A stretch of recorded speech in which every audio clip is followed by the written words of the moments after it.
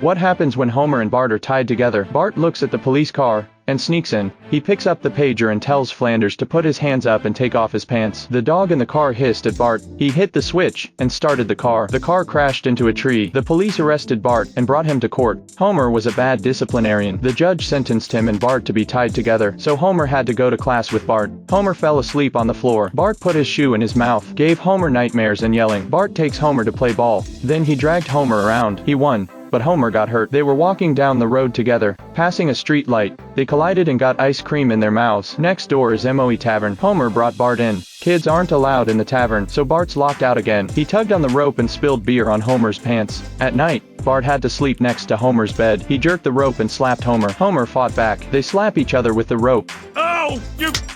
Oh!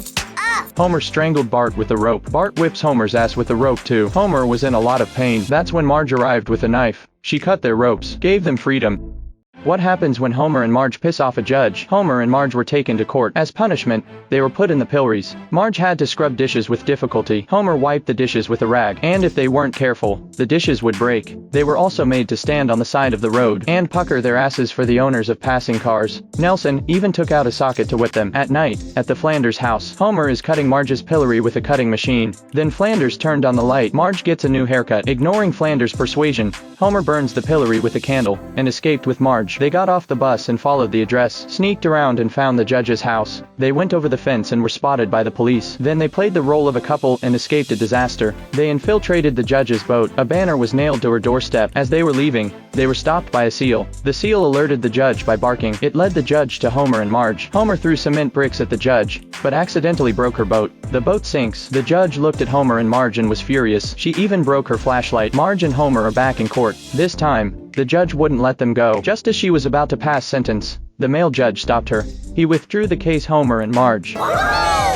Do you know how hard Homer could have fought to set a world record? Homer got a book. It's about a guy who stuck pins in his face for a world record. Homer loved the book, so he decided to set a world record. In the candidate room, a man with long fingernails, a man who could fit 100 cigarettes in his mouth, a man who was even fatter than Homer. Homer began his performance. He took out his banjo and played with a cobra, but his act wasn't going to set a world record. In response, the judge gave him a little advice. Homer mobilized the residents of Springfield to form a humanoid pyramid. He grabbed people's pants and climbed up. When he got tired during the process, he stopped to rest. Bart provoked him to climb upward. He grabbed B-Man's tail and fell. Luckily, he caught a foot. Homer continues to climb and reaches the top. The judge measured the height, but there was still a little bit to go, so Homer puts Maggie on his head. That's enough height to hold on for 3 seconds. At that moment, one of the men let go. The pyramid collapsed. People roll into a ball. People couldn't escape and got caught up in it. A man who tried to kill himself joined them too. They collided with a car and then dispersed. At this point, the judge found out that their weight was a world record. The people were shaking their bellies with great joy. Even Homer loosened his belly.